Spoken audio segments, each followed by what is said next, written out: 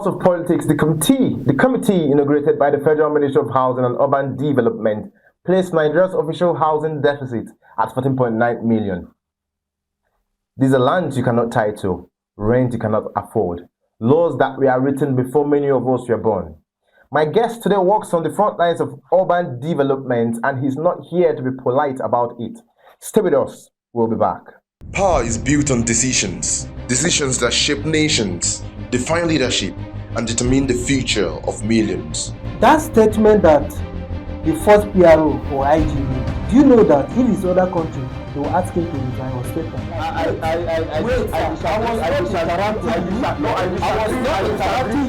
disagree. I was now interrupting you. Said she did not. I disagree with that. Welcome to House of Politics, where issues that matter take the center stage. From political debates to governance to elections to policies that affect you and I. On this platform, we dissect, we analyze objectively. You have never seen people talking about the achievement of the spirit. A mistake that happens once, twice, 3 times. It's not a mistake. Who is making a mistake? Who is making a mistake? House of Politics, where decisions meet development, on Housing TV Africa. Hello and welcome to the House of Politics, the show that puts Nigeria's politics on the table. No sugarcoating, no permission needed. I am Kelechi Anorue and I am glad you're joining me on today's segment of the show, House of Politics, where decisions meet development. Before we get into our main conversations, let's take a quick pause at the political scene. It's been a season of turbulence for our political parties following the party primaries held between April and May. The appeal committees and the courts have been busy. Aggrieved aspirants dragging their own parties before judges, some defecting entirely in search of a ticket for 2027. And then there is the matter that has dominated the conversation since mid-June. That is a federal high court order asking INEC to deregister 5 political parties, even as an appellate court had ordered a stay of the proceedings. Whichever side you stand on, it tells you something. That after 27 years, our democracy is still finding its footing. And the courts, once again, have become the final battleground of Nigerian politics. Meanwhile, off-cycle governorship politics continues. Ekiti went to the polls in June and Osun braces for its own contest in August. The ruling party enters these races with the advantage of incumbency, while the opposition remains fragmented. And through all this, the average Nigerian is asking one simple question, and so are we asking on the House of Politics. When does governance translate into a better life? The cost of living remains punishing, unemployment remains high, and today on the House of Politics, we are going to zoom in one part of that everyday struggle that touches every single Nigerian, whether you're in Kano, Kuje, Katsina, Enugu, or right here in the heart of Nigeria. Speaking of Abuja, the roof over your head. That's going to be our spotlight for today. Coming up, the housing sector. That is the laws that govern it and why owning or even renting a decent home in Nigeria has become such a fight. My guest is an urban development expert who's been in the trenches on this. When I say trenches, he has gone into the nook and crannies of FCT to ensure that every development is inclusive. Today's conversation is titled The Housing Questions, Laws, Land, and the Nigerian Dream. We are talking about housing and urban development, a sector where government, year after year, promises reform, yet the numbers keep telling a harder story. Now, according to Business Day's analysis of Federal Ministry of Housing and Urban Development data, Nigeria's housing deficit has grown from about 17 million units a decade ago to close to 28 million units today. And as we usually do on a House of Politics, we ask a hard question. Are these laws designed to serve the average Nigerian, or do they work against them? The strength of a nation begins with the strength of its communities. Housing TV Africa, informing, educating, inspiring. So to help make sense of this, I am joined by the guest who works on exactly this issue every single day. My guest has submerged himself in the trenches just so he could analyze and dissect the issues of urban development in FCT and Nigeria at large. Speaking of Mr. Bassi. Mr. Bassi is the Executive Director of Hip City Innovation Center, a Nigerian non-profit and think tank focused on inclusive and sustainable urban development. He works directly on Sustainable Development Goal 11, which is about building sustainable cities and communities. His organization has worked on community development charters, slum upgrading research, and advocacy around affordable housing, youth access to the city, right here in the FCT and beyond. Mr. Bassi, welcome to House of Politics. Thank you very much. It's a pleasure to be here. It's a pleasure to have you, with the impact you have as a person and as an organization in the FCT and beyond. It's hosting you on House of Politics. I think I'll tick the box. Part of my achievements, it's a pleasure, and I believe Nigerians watching this will be happy to see you because you're an authority. It's safe to say you're an authority when it comes to urban development in FCT and Nigeria at large. Now, before I bring you fully into this, I want to set the stage a little bit. When we talk about housing in Nigeria, we are really talking about three crises tangled into one. First is the supply crisis. We have the access crisis, and then we have the legal crisis. I know we've discussed about it a little, and you have a problem with the fact that the Land Act is one we've been using for ages past. So now, with the stage set on this, from your perspective, let's start broad. From your perspective, how would you describe the true state of housing in Nigeria coming from your own angle? All right. Thank you once again for having me. When we talk about the housing ecosystem in Nigeria, at the moment, the government says we have 15 million housing deficit, right? But there is absolutely no true data because at some point we were around 18 million, 20 million, and now the government is saying we're doing an aggregated data of about 15 million housing deficit in Nigeria. 15 million housing deficit is huge for a country of over 200 people. It means that 1/3 of the country does not have access to decent housing to live in.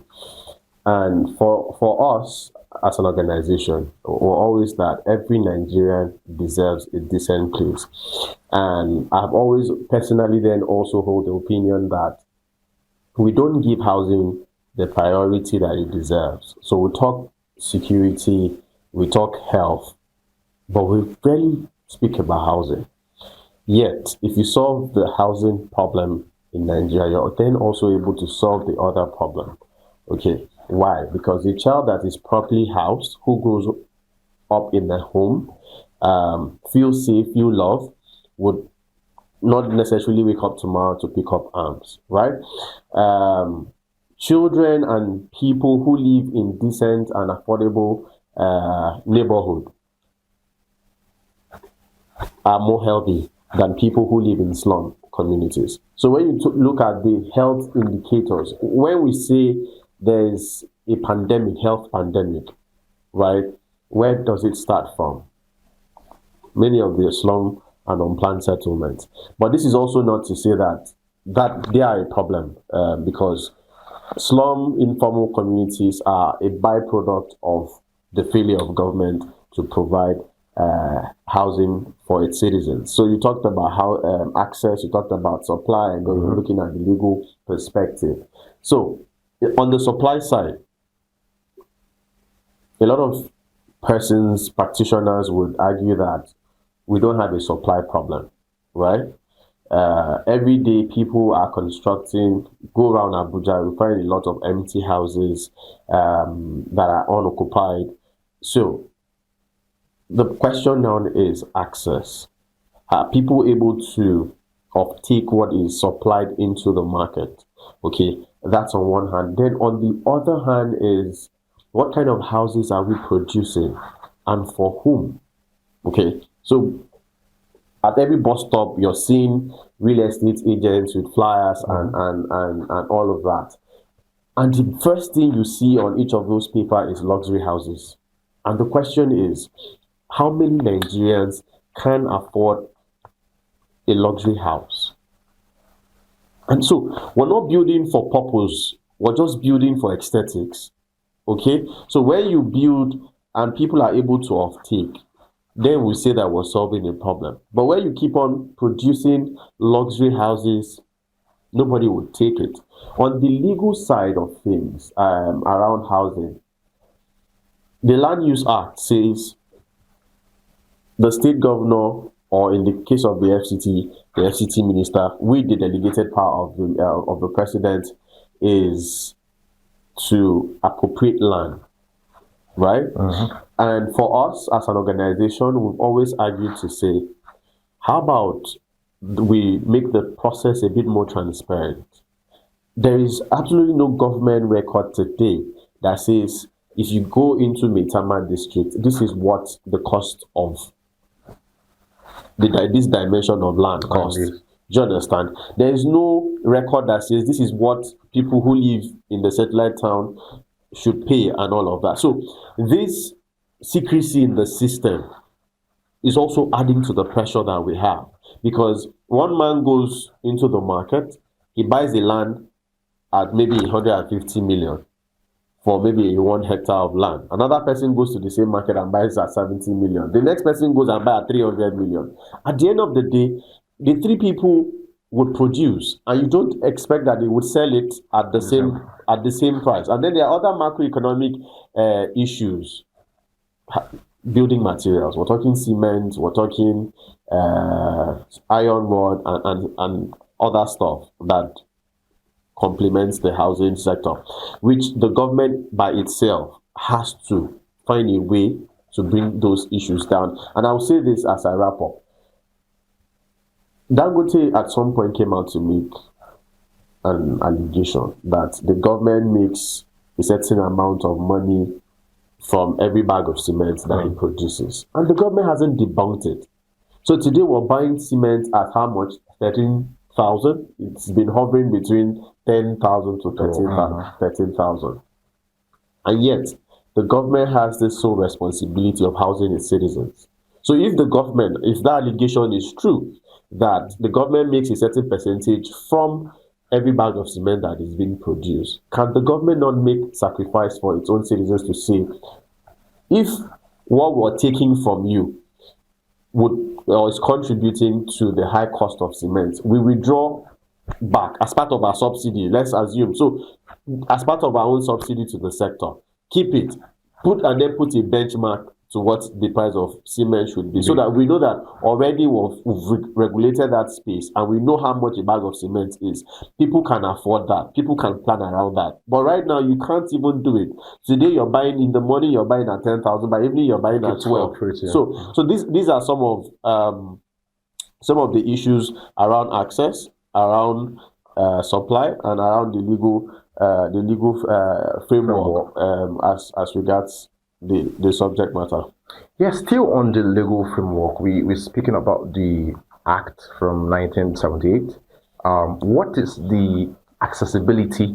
Yes, I know the educated Nigerian can say we have access to this. How about the Nigerian that's not educated? Is there easy access to this act to say, okay, this is what the act says when coming against the states or the government? They know that this is the right, because yes, we all know that saying that ignorance is not an excuse before the law.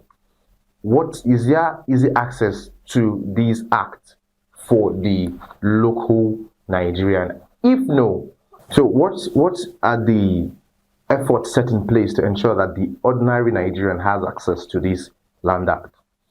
So like I said, the document itself is online. So with a simple search, just search Land Use Act, you would find that document. You can download and you can read. So that's that. The other thing is that organizations, NGOs, private institutions have also been able to simplify the Land Use Act in very simple language that people can understand. All right. So I don't think that accessing that document is a problem. The biggest problem around that document is what the implementation, what it can do, and how much or how far it is being enforced.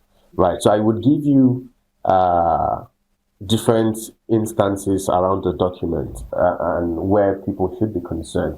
I don't know how many Nigerians know that within the Act, it says you cannot own land in Nigeria except you turn 21. Okay. Right? So then that means that today we find a lot of young boys, quote and unquote, Yahoo boys, less than 20, saying that they are landowners and people are transacting with them. That's a crime. You cannot or you shouldn't be transacting with a child or anyone that is not up to the legal age of 21. Okay, so that's one. Then the other areas, which also speaks to the work that we do at Hip City Immigration Center, is the issue around eviction, demolition, compensation, and then issues around overriding public interest, because that is sometimes where government also would do things rascally, right? So the law says if the government must take for overriding public interest, there are issues or there are steps that the government need to follow. One, you need to consult with the people, you need to provide them alternatives, you need to also compensate them adequately. Now, in many instances, we see where maybe there's a road construction, and I'm not so that I don't get misconstrued. On both ends, people take advantage, because we've also heard instances where people hear that, oh, there's a road that is coming here, and then overnight people start to plant trees. Overnight, people are doing a lot of things just to get compensation. So I'm not about mouthing the government just to favor the people. Everyone has its own fair share. But what I'm now saying is that a lot of time the law says before you do certain things, consult with the people, right? But we see that government would not pay compensation, would not agree as to what the compensation is. Government goes ahead, to evict people, clear out spaces, and then maybe when there is a public outcry, that's when the government then goes back to then pay. Most times, what they then offer to the people is not fair compensation. So these are just some of the issues around. Then the concern around the powers that either the FCT minister or the state governor has, that the act gives to them, is also a problem, because it means that I cannot own land except the FCT minister decides to give me land.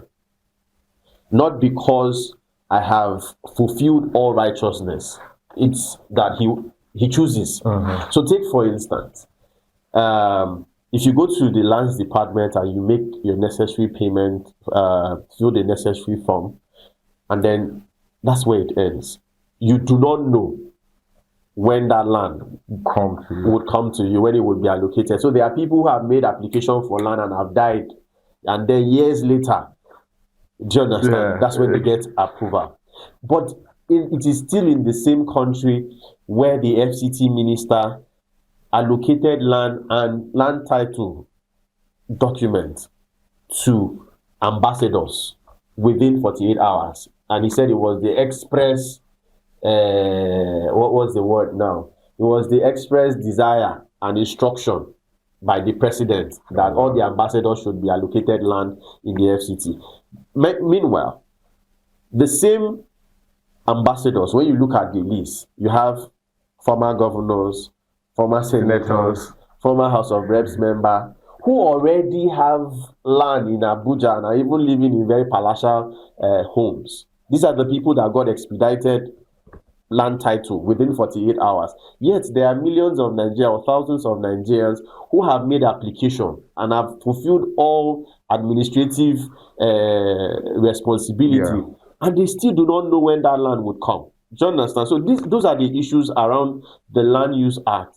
Do the administrators, whether it is a state governor or it's in the case of the FCT minister, that gives them too much power. And we're saying, can we devolve that power and then begin to put certain things in certain places, so that if I need a land today and there's a process, whether it's a web portal, I go there, I make my necessary payment, okay, and then if it's a queue, I can see that I'm on the queue, and maybe your number. yes, and a number for this district, for that district. And when it is time, as I know when I would get my own land, not just making an application and then going back and then it's keeping your fingers crossed, keeping your fingers crossed until maybe one day the government looks at it and says, oh, we actually do need money. And then the minister just goes and then brings some random application and then signs off those things. So these are some of the issues. And ultimately, this is what is also influencing land racketeering. People who have access are able to get land more easily than people who do not have access to those in government. And these are the issues that we need to build a lot of public advocacy around. Thank you very much for that, because you educated myself when you said you can't own land unless you are 21 and above. But very importantly, before we go on a very short break, you said something about compensation and other things, right? Because we are in Nigeria, we know there have been cases where the government comes and, let's say, bulldozes this particular place, and the residents of that place complain that they have not been given right compensation. Now, if you can, I would really appreciate if you help us, like, tell the ordinary man out there, like, when they have issues like this, my house has been destroyed. I believe your organization has encountered a whole lot of people that have come to you to complain that they just came and bulldozed their house and we've not gotten compensation. If you can walk us through, okay, let's say, Kelechi, they've bulldozed my house, I've not gotten compensation. What do I do? What are the steps that I should take to ensure that the rightful compensation comes to me? Okay. Thank you very much for that question. According to the law, before any eviction or demolition happens, it is incumbent on the government to serve either it's a community or an individual a notice. And on that notice, the purpose or the reason for the demolition or eviction will be stated. Okay? And then they would also then give you a stipulated time where you're supposed to vacate that land or property. Okay, so that first is the starting point. So ordinarily, government cannot just wake up, come to place and just bulldoze. They have to serve you notice, and then when you receive such a notice, you can then proceed to the agency of government or the department of government that has issued that to then say, okay, why or what. Just negotiate or have a conversation or a dialogue to really understand what is the purpose first. Okay, but maybe before I even go on, the question would then be, are you sitting on a recognized plot? Do you understand? So, because there are different reasons why government wants to demolish a place. I've mentioned for overriding public interest. Maybe the government wants to put a road or a rail line or a hospital or stuff like that. So those are like overriding of a power line and stuff. Then the other one could be that where you're occupying, you're illegally occupying that plot. Okay, yeah. So the government so there are different reasons why government would demolish. So where you know that you have done the right thing, which means that you're occupying an official or a recognized land or property, you could approach the department. In the case of FCT, it's Department of Development Control. You could approach them and then make your case known. Within the structure of the FCT, where you're not satisfied or where you cannot reach a common ground with the department and you feel cheated, right?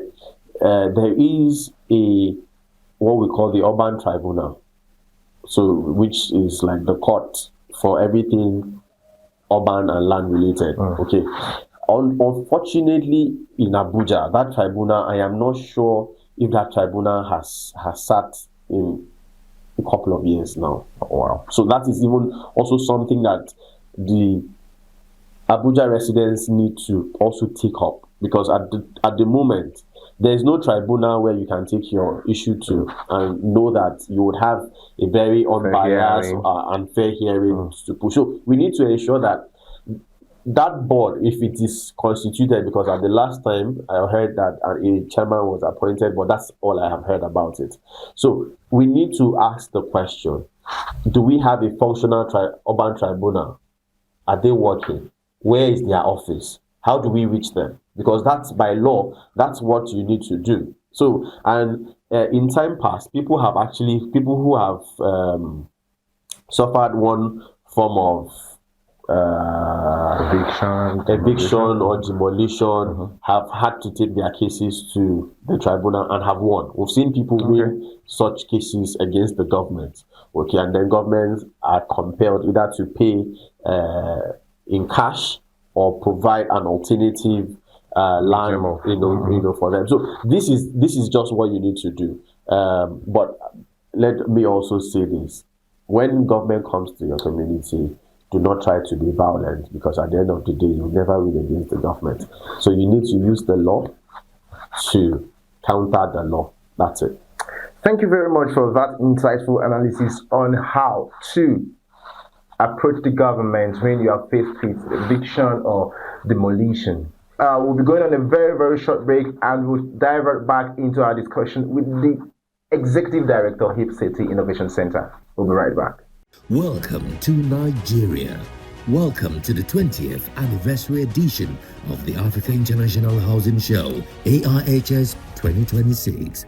From every corner of Africa and around the world, we are delighted to welcome you to the magnificent Transcorp Hilton, Abuja, the continent's biggest gathering of housing, construction, finance, real estate, urban development, innovation, and investment leaders has begun. We are honored to have you in Nigeria for this historic legacy edition of AIHS 2026. Please feel at home. Nigeria is the home of hospitality, and our dedicated AIHS team is here to ensure your stay is comfortable, memorable, and rewarding. If you need any assistance, we are always ready to help. Over the coming days, we encourage you to network with industry leaders, build new partnerships, close transformative business deals, discover innovative technologies, exchange knowledge, and create lasting friendships that will shape the future of housing in Africa. Explore our exhibitions, attend world-class conference sessions, participate in investment forums, visit innovation hubs, and experience the warmth, culture, and hospitality that Nigeria proudly offers. Together, let us build stronger partnerships, unlock new opportunities, and provide sustainable housing solutions for low-income and informal workers across Africa. Once again, welcome to Nigeria. Welcome to Abuja.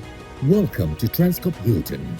Welcome to AIHS 2026. All right, welcome back to House of Politics on Housing TV Africa. I am Kelechi Anorue, and with me here talking about the urban development issues in FCT and Nigeria at large is the Executive Director, Hip City Innovation Center, Mr. Bassi. With us, he has been analyzing and dissecting the issues surrounding land in the country, and he's educated us on, how to approach the government. Before we went on a short break, he said it: do not approach the government with violence, because you will never win. It's very obvious, because the government, they own. It might be a very harsh truth, but yes, they rule. They are the authority. As he said, you approach the government through the law. That is one thing on House of Politics. We get to ask that question, and we get to educate too. It is House of Politics, where decision meets development. Well, let's dive right into the interview. Let's continue. Let's shift our attention to the Land for Growth project. Now, according to Housing Minister Ahmed Dangiwa, speaking at the launch of the National Land Registration, Documentation and Titling Program, that the initial phase targets 18 to 20 reform-ready states and aims to issue 1 million digital titles with a goal of raising formal land registration from under 10% to 50% within a decade. Do initiatives like this genuinely fix the problem, or could they simply become another revenue tool for the state government without improving security of tenure for the ordinary person? Okay, thank you. It's a good initiative that people can regularize their land title or their tenure security. So it's a good thing, because the moment you have a proper land title, then that land document becomes a collateral where you could use to access different things.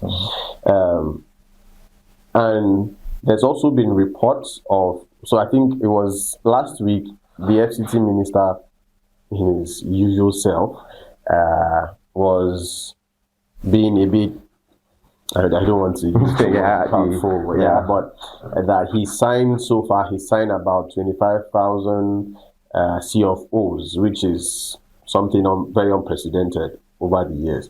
But that's on one hand. On the other hand, yes, it's also a revenue generating scheme for the government. Well, it's a win-win. Okay. It's a win-win, because where government regularize more land, it means that the government earns more money and they are able to then provide more services to the people. Okay, so, and the process of land regularization, like I've said earlier, shouldn't be something that is very Herculean. People should be able to, maybe by just sitting in your house or on your laptop, you could make your application, and in 2-3 days, your document is out, or you're called up to, come to the office and pick up that document. So it shouldn't be very tasky that you have to wait endlessly before the application comes out, which is what we have experienced over the years, that people who want to regularize their land have to go through a lot of bureaucratic processes and then wait endless years before your land title is either converted from R of O to a C of O. So yes, it's a good initiative that we're digitizing this process, and then for me as an urban advocate, it would be that in as much as government is raising revenue from this process, that money should be plowed back into the system to improve communities and neighborhoods. Thank you very much. Now, moving on, the Africa International Housing Show is coming up this month, 13th to 18th of July. And one core idea of this scheme is inclusive housing. And this inclusive housing covers the average Nigerian. Keep City Innovation Center too, you are the center of advocating for inclusive housing and ensuring that the cities are planned, including for FCT and beyond FCT. Now, why is that such a critical issue for you, and what should the government be doing instead of bulldozing these communities, speaking of the unplanned settlements and the indigenous communities? Okay, very good question. Why inclusive urbanization? The first question is this: Nigeria is largely an informal economy. Over 60% of our entire workforce work in the informal sector. So if we understand that and try not to shy away from our reality, then we would understand that instead of throwing people away, we should try to bring them in and integrate them into the city. Okay, so how are we producing? So when I started initially, I talked about what kind of houses are we even producing? Not only the luxury houses. The average man who works in the informal economy doesn't have 70 million, doesn't have 45 million, doesn't have 60 million to buy a house. Okay, so, and people, shelter is one of the basic necessity of every human, and that is why it is a human right enshrined in our constitution and in the African Charter. So, and people, shelter is one of the basic necessity of every human, and that is why it is a human right enshrined in our constitution and in the African Charter. You know, 20 years ago, Why then are we not planning for the people? Why inclusive planning? See, a nation that is not thinking inclusion is already losing. And what do I mean? In Nigeria today, and in the way our cities are planned, if you're a person with disability, the government rarely benefits from you because already the system has limited you. But in other countries, you've seen, I can't remember the name of the physicist who sits on a wheelchair and has all of the assistive technology. He's one of the best in the field. But if that man was a Nigerian, best believe that he would have been the laughing stock, suffered stigmatization, stereotype, and all of that. So when we talk about inclusion, we're not talking inclusion because we want to talk about it. We're talking inclusion that you're not doing this set of people a favor. You're doing yourself a favor by planning for everyone, such that you can also maximize whatever potentials that these individuals have. Right? So when you look at Abuja prides itself as a modern planned city. And I've asked the question before, what really makes Abuja a modern city? Is it because we have 4-lane, eight-lane roads or luxury houses? That is not what makes a city a modern city. I know people, I have worked with persons with disability, and I would tell you that if you're a person with disability in this city, you cannot function. Our roads are not constructed, for them. And then we also live in a society where we don't really pay attention. We think that they should be rushing the same vehicles like the rest of us. So we do not have a transport system that takes care of persons with disabilities. So that's for that part. Then you move away from the part. Our cities plan for children. Can you leave your child even within Wuse and you're sure and confident that that child would go out and come back? That child will lose his life or her life. Why? Because our cities are not even planned for children. We move away from that and we look at the elderly. Is our city planned for the elderly? Or we just expect that the moment you're 65, you should die? No. Or you go back inside. Yeah. So your life has automatically, the system has already conditioned you to lose out, retire, or die at a certain age. But in other cities that are really modern and planned, you see 80 years octogenarians that are still contributing to the economy because the system has made plans for them. There are subways, trams, and all of that people can move around and do things. We talk about Abuja being a planned city, and I ask again, how is it? How is it a planned city? Right? Can you navigate this? In other places, modern cities, when you go to a place, all you need to do is just pick up the city map. Nobody will talk to you. You can pick up the city map and you know where you're going to. We don't have that.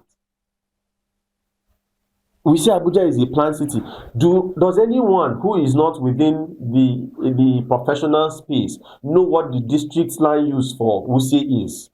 Or that of Gariki? Or that? We don't have that. So when people talk about, when we say and we trumpet the issues around inclusion, it's not about, we just want to talk and to feel good. It's that when we plan a city for everyone, whether you have 100 million or you have 10 naira, that the system first recognizes that you are an integral part of the system, that you're contributing to the system, right? And that the system owes you a duty to protect you. So you talk about original inhabitants and displacement. You move them from where? From the city center into places where their life is even worse than where they were. And you will expect that people would go. And I say this with all amount of authority. The government is now saying we want to move people within Jabi, Gishiri, and the rest to where? Shere. Now the rains are on. You cannot drive through Parkway to Shere. Only Parkway that is even still within the city center, we don't have good access road. So you now uproot people in the city center, people who have enjoyed civilization and modern amenities, and you take them into kilometers away from the city center to Shere, where you do not provide efficient transportation for them, and they would have to pay times 3 times 4 of what they pay on a daily basis, or what they spend to manage their life in the city center, to just move from where they are back to the city center to earn their livelihood. So the issue around inclusion is just one: ensure that every member of society is represented in the planning. Don't plan a classist society and tell me that it's an inclusive or it's a planned city. We talk about use of green spaces. As at today, can you name one public green space or green area that people who do not have so much money can go and enjoy and say, okay, this is what the government is giving to me because I am a citizen and a resident of the city? The only one that we had is the Jabi Park. And what are we saying? And what are we hearing? That we were repurposing it to become a first class. Who cares about your first class? That is a dysfunctional city. A city that is only planning for the rich. It's a dysfunctional, as far as I'm concerned, it's a dysfunctional city. Because the rich and the poor would coexist. Whether the government likes it or not, it would always be there. Even in the first world countries, everybody is not rich, but everyone can enjoy all of the benefits. And that is why those who have must take care of those who do not have. That is how the system supports, and then it revolves. So that's my idea. That's the idea around inclusion. Plan for people and ensure that you do not let anyone out of that net. Thank you. Thank you very much. Now, you mentioned something about the accessibility issue between Gishiri and Shere. Now, as we speak currently, the FCT authority, they are having the ILS, Important Local Streets Commissioning of Projects. A few days back, the Senate President, who represented the President of Nigeria, and the FCT Minister, Nyesom Wike, were present at the Gadua district to commission the ILS 16, 18, and 19. Mentioning places like Gishiri, Shere, and all, do you feel these projects, it's that for Gadua was day 16 out of 31 days of commissioning this project? Do you actually feel these cities or these districts like Gadua are actually local streets, or it is just a name to paint what you've been complaining about, a society where it's only the rich luxury? Because as this now, I believe this project is supposed to be probably for places like Gishiri or Shere, but you won't say Gadua is a local or rural area. If you are to speak to the government on this ILS project, where would you suggest they move these projects to? You've mentioned the likes of Shere and all the rains and everything. Transportation is a problem. The likes of Gishiri. Which other places do you think an FCT can benefit from this important local street development? Okay. So, if you look at the Abuja Master Plan, the Abuja Master Plan recognizes that we would have an FCC, which is the Federal Capital City. So when they expand infrastructure to a place like Gadua, Gadua is a district, which means it is within the FCC. So it is normal, it is expected. But beyond that is that the master plan also recognizes that there are satellite towns, right? For those who are not housed in the FCC. So the government have the data. They know the places that are in the satellite towns that are begging, crying for infrastructure. Do you understand me? And yes, we recognize that there is division of labor, where we have the area council, you have satellite towns department, and then you have the FCT. We know these divisions, but the question is, within the satellite towns, what infrastructures are we putting in place? Roads, I would give, that is one area that no one can fault the current minister of the FCT. He has done excellently well compared to his predecessors. He has done well. So I commend him. But we're not saying that we need more, especially away from the city center. So maybe the next minister who would come, or if he becomes the next minister in the next dispensation, my personal wish would be that the development is focused in the satellite town. The reason being that the satellite towns have the highest population of Abuja residents. You come into the city center on a Sunday or on a weekend, it's a ghost town. It's not working, right? If certain infrastructures are provided within the satellite town, it would decongest even the city, because people don't always have to gravitate to the center on a day-to-day basis. The reason why people gravitate is simple.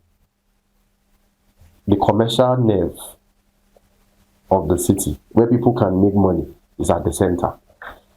So if we begin to decentralize these places, you put a tech hub in maybe Kuje or in a Gwagwalada, put the basic infrastructure, people would go there naturally. You don't even have to come and force people. They will go. And that is also something that my organization have said to the area councils. Don't just become elected and go back and sit and wait for federation allocation. There are ways you can drive development, local development. So I'm going to even shift away now from the FCT and let me talk to the area councils, right? Imagine a Kuje area council that has decided, or who would decide to invest in housing, build it, put infrastructure, give it at a more subsidized rate. You bring people, they would come. What if you go a notch higher and then decide to put tech infrastructure? Have a tech village where it is powered by renewable energy. Light never goes off. People would come. Have a system, a public transport, an efficient public transportation system that moves people in and out. Do your job. Put the local roads in good shape. People would come. But a lot of times, you just sit down and you're questioning what they do. They just go around doing pockets of water projects here and there, when you should be having a mass water scheme, and you're talking reticulation, where people can stay wherever, they don't have to go to reticulate it. And then you would see that people would naturally just want to stay there. But we don't have that. So my take, or my final concluding word on this is, we need more infrastructure at the satellite town. Whether it's in Gwagwalada, in Lugbe, in Karishi, they're everywhere. So kudos to the FCT government. They've expanded the roads around Karu. Nice. They've done the roads in Kwali, Pei, Yangoji. Yeah. Absolutely good. We want more. Oliver Twist. No. They owe it's a duty. They are not doing anyone a favor. That's the reason they are there. And anytime, or this is something we don't like to hear, if you can't do the job, leave. Simple. Okay. So yeah, you've been, just briefly, because I just have two questions for you for want of time. We have to run out of the studio. You've been saying, you spoke on inclusivity, the elderly, the low-income earners, but don't you think urbanization comes with a level of sacrifice in a sad but realistic scenario? Are those informal settlements and low-income earners part of those people that have to be sacrificed? Now, this coming from this scenario. During the commissioning of the ILS 16, 18, and 19, the Senate President, presenting the President himself, spoke to the residents of Gadua, saying he doesn't need to see all these people hawking, let's use akara and other things on the street, because they tend to litter and dirty the streets. This littering goes and clogs the drainages. You can't teach those kind of persons. So don't you think these are or part of people that should be asked to achieve the urbanization dream we actually have in our head? So the question is, are there systems in place? I come from Cross River, and I was alive old enough to see a state capital transform from a dirty state, quote and unquote, to becoming one of the cleanest states. What did they do? Systems were in place. Enforcement was in place. It's not always, we always like to point fingers. On a daily basis, you go around Abuja, check out the women who sweep our streets on a daily basis. Ask yourself, where do they dump the debris that they sweep? Into the manholes. And you know why? Because the system does not even provide a dumpster for them to drop what they are picking. Do you understand me? Yeah. It's not about pointing fingers to say, oh, don't hawk. If you hawk, you litter. The question is, okay, I stay here, I fry my akara, I do my corn. When I'm done, I pack it and then take it away. Is there a dumpster? If yes, there is a dumpster, how often do we evacuate that dumpster? Is it on a daily basis? Is it 3 days after the whole place is overflown? Then one person then comes. So if we have to do it, it has to be a system that is moving in different parts at the same time. Don't come and say, oh, you're a dirty person. Oh, don't. Have you provided the infrastructure? Have you provided the services that should put people in place? Like I make reference again to Calabar. For every 500 meters, there was this tiny dumpster. Every 500 meters. So within a walkable distance, you would find a dumpster that if you had a pack of sweets or biscuits, you just easily drop it. And then by morning, or in fact, maybe in 2 hours, 3 hours, it's been taken off and a fresh listing replaced. Where in Abuja, not even in Metama, will you find streets dumpster? Such dumpster. You don't find it. So when I again, it goes back to what I keep saying. When I hear people say Abuja is a planned city, again I keep asking, what is that plan? Where is the planning?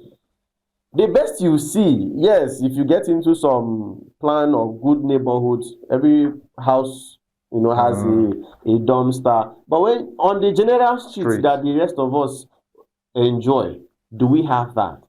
And I'm sure maybe someone in government will listen to me and say, yes, but government tries to provide and then they vandalize.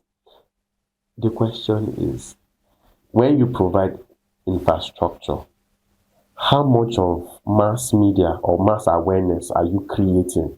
What is that behavioral communication that you're pushing out? Because I remember as a child that the first thing you hear on the radio as you're waking up is keep Cross River State clean. And then they show you, it was there. It got stuck in our subconscious. That even when I moved to Abuja and I would eat and I have sweets in my hand, I would panic. Even up till today, sometimes I have dirt in my car because I feel there's this indoctrination that I have enjoyed over years that has not left me. I will still keep it. I'm like, oh, somebody is watching me. If I drop it, someone will arrest me. Do you get? If we have that in Abuja, and people know, whether it's in Hausa, in Yoruba, whatever language that people listen, that if we have provided this and you don't use it, this is what will happen to you. Thank you very much. For want of time, let's go straight to the last question. In 30 seconds, if you have 30 seconds with the Minister of Housing and Urban Development or with the National Assembly, what is one legal policy change you would push hardest for? Just briefly, so we'll call it a wrap on House of Politics. I have two. Okay. The first one is rent and tenancy regulation. Okay. The second one would be housing schemes for young persons. It's you don't just drop this bomb and, and not give us some steel on the two. So the first policy I would like to see is the rent Okay. and tenancy regulation policy. We don't know how much. First, there are a lot of middlemen. There are a lot of in between when people are looking to rent house. Yes, the macroeconomic issues are there, but even within the system, we're seeing that people are putting more pressure on the average renter. So you're paying caution fee, you're paying agency fee, you're paying service charge, and all of that, and nobody's regulating them.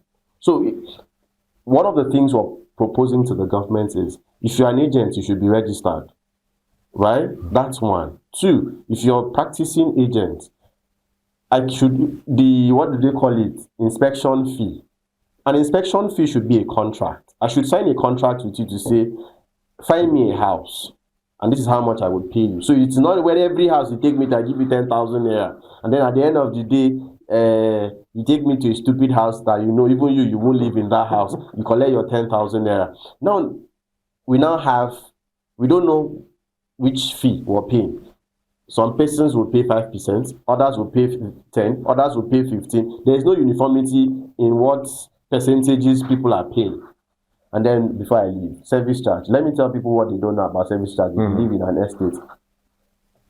By law, when your estate manager collects a service charge from you, the law says at the end of the year or every 6 months, he's supposed to come back and give you account how much he has spent from the service charge. So service charge is not free money that they will just come. They say service charge 200,000, people pay, and then at the end of the year, nobody knows if you spent the 200,000 or there's money left. So they need to give accounts. Service charge is not free money. Okay, so that's on that hand. On the other one, I talked about youth housing scheme. A lot of young persons up to 35 can no longer afford accommodation, and we see government plan for those who are within their system. They do housing estates for different people, but who is talking about the average young person? So one of the things we had advanced even with the former minister was, can we also have housing scheme for young persons? And this is one way that the government protects its youthful population, such that if I'm 18 and I'm entering into the market, I can only walk into the housing scheme office, register to say I'm turning 18, and then the government regulates the amount or the price for the housing scheme. So I can stay in that house, pay a regulated amount between the ages of 18 to 35, such that by 35, when I'm exiting, I'm supposed to give up that house. I already have enough money to become a full adult. Young Nigerians no longer have savings. True. A research that my organization did showed that in Abuja, people spend 40 to 60% of their annual income just to service rent. That's a lot. And that is why when there's a medical emergency, people cannot afford medical emergency. So let's solve the issue of housing, and would have solved a lot of problems in Nigeria. Thank you very much. Thank you very much, Mr. Bassi. Nice policy to push. To probably we from House of Politics will look at situating meetings. I believe you've met with these authorities, but we would push it to ensure that these two policies you said you'll push. If you have 30 minutes with the authorities, you would assist in it, because it's very, very important. Because there's this meme going out that we can't have savings because the savings get to save us all the time. But it is very important. I guess this is where we draw the curtains on House of Politics. And I've been in the studio with Mr. Bassi, the Executive Director of Hip City Innovation Center. Sir, on behalf of every Nigerian watching us, the production crew of House of Politics, myself, I really appreciate your time on this program. I won't lie, I learned a whole lot on this show, and I say thank you. Thanks for your time. Thank you for having me. It's a pleasure. So yes, this is House of Politics, where decision meets development, and we've been talking on everything about land, the Nef City, and beyond. I've been here with Mr. Bassi, the ED of Hip City Innovation Center. Yes, it is here. We'll be calling it a wrap on today's edition of House of Politics. I am Kelechi Anorue. Keep watching House of Politics on Housing TV Africa, where decision meets development.